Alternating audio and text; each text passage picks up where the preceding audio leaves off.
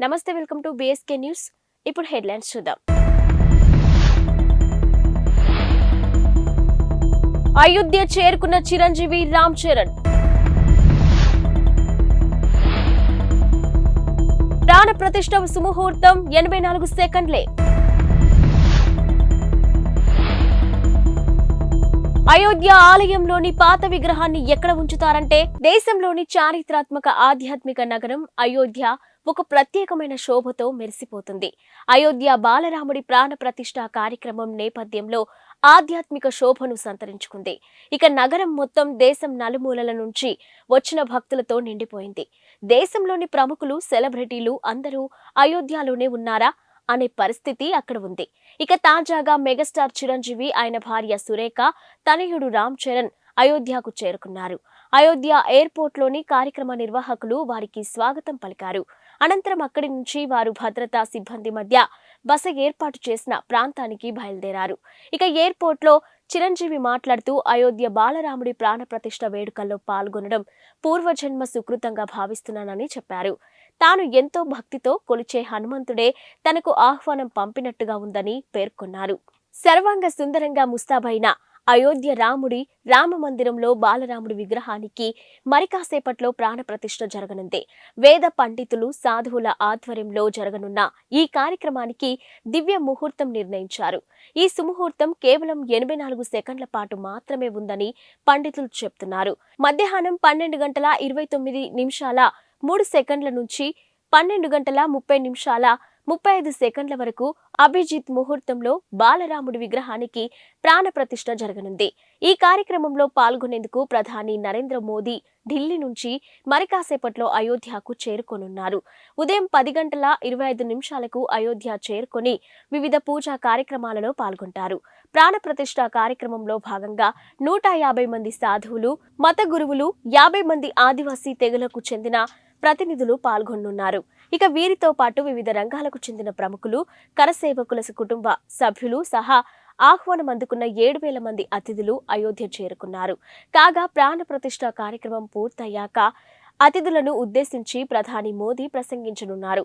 ఆపై సీఎం యోగి, శ్రీరామ జన్మభూమి తీర్థ క్షేత్ర trust chief Mahant Gopal Das కూడా ప్రసంగిస్తారు.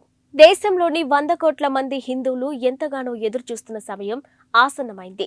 ఇక శతాబ్దాల కళ, దశాబ్దాల పోరాటం తర్వాత రామ మందిర సుదీర్ఘ కళ నెరవేరబోతుంది. కాసేపట్లో అయోధ్యలోని రామ మందిరంలో బాలరాముడి విగ్రహానికి ప్రాణ ప్రతిష్ఠ చేయబోతున్నారు. ఈ నేపథ్యంలోని యావత్ దేశం రామనామ స్మరణంతో మారుమోగుతుంది. ఎక్కడ చూసినా జై శ్రీరామ్ అనే నినాదాలు వినిపిస్తున్నాయి. శ్రీరాముడి జెండాలు కనిపిస్తున్నాయి. రామ మందిరాలు, హనుమాన్ ఆలయాలు భక్తులతో కిటకిటలాడుతున్నాయి. ఇక అయోధ్య రామాలయ గర్భగుడిలో 51 అంగుళాల కొత్త మూర్తిని ప్రతిష్ఠించారు. అయితే ఇక్కడే అందరికీ ఒక సందేహం తలెత్తుతుంది. మందిరంలోని పాత విగ్రహాన్ని ఏం చేయబోతున్నారనేదే ఆ సందేహం. ఇక ఈ సందేహాన్ని శ్రీరామ జన్మభూమి తీర్థ క్షేత్ర ట్రస్ట్ కోశాధికారి గోవింద్ దేవ్ గిరి నివృత్తి చేశారు. ఇక పాత విగ్రహం ఎత్తు 5-6 అంగుళాలు మాత్రమేనని, 25 నుంచి 30 అడుగుల దూరంలో ఉన్న వారికి ఆ విగ్రహం సరిగ్గా కనిపించదని ఆయన చెప్పారు. అందుకే 51 అడుగుల కొత్త మూర్తిని ఏర్పాటు చేశామని తెలిపారు. ఇక బాలరాముడి విగ్రహాన్ని గర్భగుడిలో కొత్తగా ఏర్పాటు చేసిన బాలరాముడి విగ్రహం ముందే ఉండేలా ఏర్పాటు చేయనున్నట్టు వెల్లడించారు. రామ మందిర నిర్మాణానికి ఇప్పటి వరకు 1100 కోట్లకు పైగా ఖర్చు అయిందని గోవింద్ దేవ్గిరి తెలిపారు. మొత్తం పనులు పూర్తి కావడానికి మరో 300 కోట్లు ఖర్చు అవుతాయని చెప్పుకొచ్చారు. టాలీవుడ్ సూపర్ స్టార్ మహేష్ బాబు ఇటీవల జర్మనీ వెళ్లడంపై రకరకాల ఊహాగానాలు వినిపించాయి. ఈ ఊహాగానాలకు చెక్ పెడుతూ అట్లాంటాకు చెందిన మూవీ ఫాలోవర్ క్రిస్టోఫర్ కనగరాజ్ ఓ ఫోటోను షేర్ చేశారు. రాజమౌళి కాంబినేషన్లోని మహేష్ బాబు ఓ సినిమా చేస్తున్నారంట. అయితే అంతర్జాతీయ స్థాయిలో రూపొందనున్న ఈ సినిమాను కేఎల్ నారాయణ నిర్మించనున్నారు. ఆఫ్రికన్ అటవీ ప్రాంతం నేపథ్యంలో సాగే ఈ action adventurous movie pre production work ఇప్పటికే మొదలైనట్టు తెలిసింది. ఇక ఈ సినిమాలో తన లుక్ మేక్ ఓవర్ కోసమే మహేష్ జర్మనీ వెళ్లినట్టు ప్రచారం జరిగింది. తాజాగా జర్మనీలో ఉన్న మహేష్ బాబు ఫోటోను షేర్ చేసిన ట్విట్టర్ యూజర్, మహేష్ ప్రస్తుతం జర్మనీలో బ్రెన్నర్స్ పార్క్ హోటల్ స్పాలో డాక్టర్ హ్యారీ కోనింగ్ పర్యవేక్షణలో శారీరక దృఢత్వానికి శిక్షణ పొందుతున్నట్టు రాసుకొచ్చారు. అయోధ్య రామ మందిర ప్రారంభోత్సవంలో పాల్గొనే అవకాశం రావడంపై ప్రముఖ సినీ నటుడు చిరంజీవి హర్షం వ్యక్తం చేశారు. భావోద్వేగంతో ఉక్కిరి బిక్కిరి అవుతున్నట్టుగా తెలిపారు. ఇక తన ఇష్టదైవం హనుమంతుడే ఈ ఆహ్వానం పంపినట్టుగా భావిస్తున్నట్టు వ్యాఖ్యానించారు. విగ్రహ ప్రాణప్రతిష్ఠ కార్యక్రమం ప్రత్యక్షంగా వీక్షించే అవకాశం దక్కడం ఎంతో అదృష్టంగా భావిస్తున్నానని అన్నారు. ఇది చరిత్రలో చిరస్థాయిగా నిలిచిపోయే కార్యక్రమమని, తనకు ఈ క్షణాలు జీవితాంతం గుర్తుంటాయని వ్యాఖ్యానించారు. ఇదంతా ఆ భగవంతుడి ఆశీర్వాదమని అన్నారు. ఇక రామ మందిరంలో బాలరాముడి విగ్రహ ప్రాణ ప్రతిష్ఠ కార్యక్రమానికి దేశవ్యాప్తంగా సినీ, రాజకీయ ప్రముఖులు హాజరవుతున్న విషయం తెలిసిందే. ఇప్పటికే పలువురు ప్రముఖులు అయోధ్యకు చేరుకున్నారు. ఇక టీడీపీ అధినేత చంద్రబాబు, జనసేన అధినేత పవన్ కళ్యాణ్ అయోధ్యకు వెళ్లారు. 500 ఏళ్ల ఎదురు చూపుల తర్వాత ఈ కల సాకారమవుతుందని పవన్ వ్యాఖ్యానించారు. నేటి మధ్యాహ్నం 12:20 జరిగే ప్రాణ ప్రతిష్ఠ కార్యక్రమానికి దేశం నలుమూలల నుంచి 7,000 మంది ప్రముఖులు హాజరవుతున్నారు. ఇక ముఖ్య అతిథిగా ప్రధాని నరేంద్ర మోదీ స్వయంగా ఈ క్రతువులో పాల్పంచుకుంటారు. భారత్తో 5 మ్యాచ్ల టెస్టు సిరీస్ ఆడేందుకు ఇంగ్లాండ్ జట్టు వచ్చేసింది. ఇక నిన్న శంషాబాద్ విమానాశ్రయంలో అడుగుపెట్టిన ఇంగ్లీష్ ఆటగాళ్లకు ఘన స్వాగతం లభించింది. ఇక ఆటగాళ్ల నుదుటిన తిలకం దిద్ది ఆహ్వానించారు. ఇందుకు సంబంధించిన వీడియోను ఇంగ్లాండ్ బోర్డు తమ అధికారిక ఎక్స్ ఖాతాలో పంచుకుంది. 5 టెస్టుల సిరీస్లో భాగంగా ఈ నెల 25న హైదరాబాద్లోని రాజీవ్ గాంధీ అంతర్జాతీయ క్రికెట్ స్టేడియంలో తొలి టెస్టు ప్రారంభమవుతుంది. రెండో టెస్టుకు విశాఖపట్నం వేదికగా కానుంది. ఇక కాగా విమానాశ్రయంలో క్రికెటర్లను చూసిన అభిమానులు వారిని తమ సెల్ ఫోన్లో బంధించేందుకు పోటీపడ్డారు.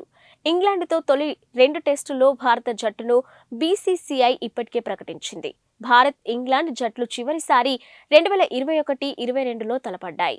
ఇక ఆ సిరీస్లో 2-2తో డ్రాగా ముగిసింది. ఇక ఇంగ్లాండ్తో తొలి 2 టెస్టులకు ప్రకటించిన 16 మందితో కూడిన భారత జట్టులో విరాట్ కోహ్లీ కూడా ఉన్నాడు.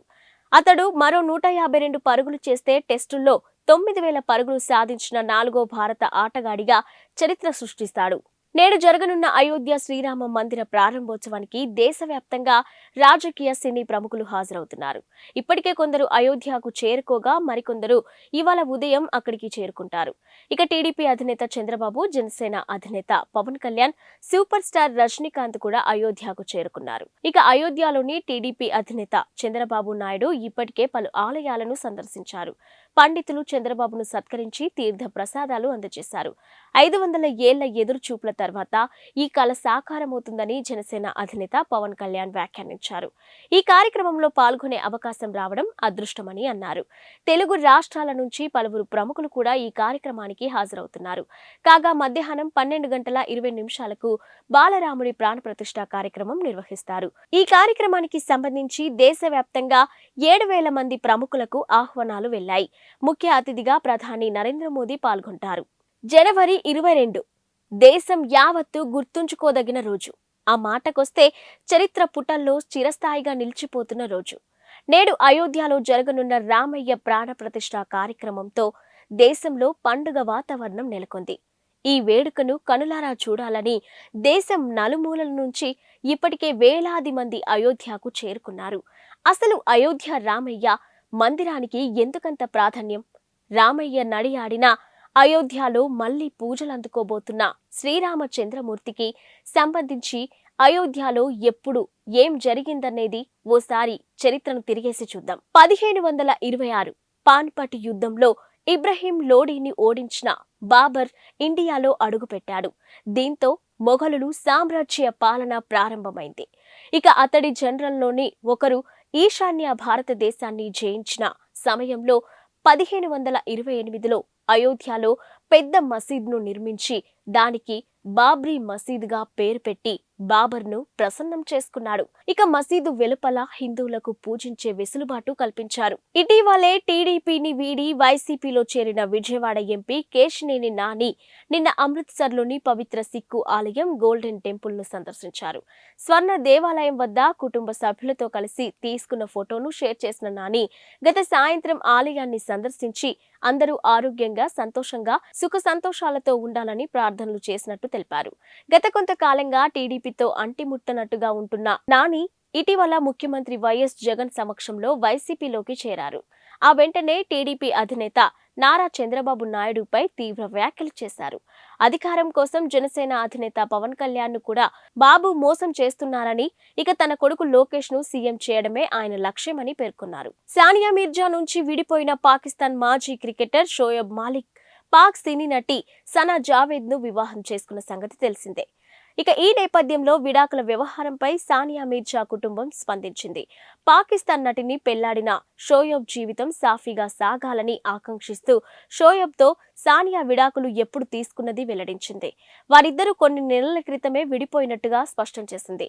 సానియా ఎప్పుడూ తన వ్యక్తిగత జీవితంలో గోప్యత పాటించదని, కానీ ఇప్పుడు ఓ విషయాన్ని బయట పెట్టాల్సిన అవసరం ఉందని పేర్కొంది. సానియా మీర్జా షోయబ్ కొన్ని నెలల క్రితమే విడాకులు తీసుకున్నట్టు స్పష్టం చేసింది. షోయబ్ కొత్త ప్రయాణం సంతోషంగా సాగాలని సానియా ఆకాంక్షించినట్టు తెలిపింది. తమ గోప్యతను గౌరవించి ఊహాగానాలకు దూరంగా ఉండాలని అభిమానులను సానియా కుటుంబం అభ్యర్థించింది. ఇవి ఇప్పటివరకున్న బులెటిన్ అప్డేట్స్. Keep watching.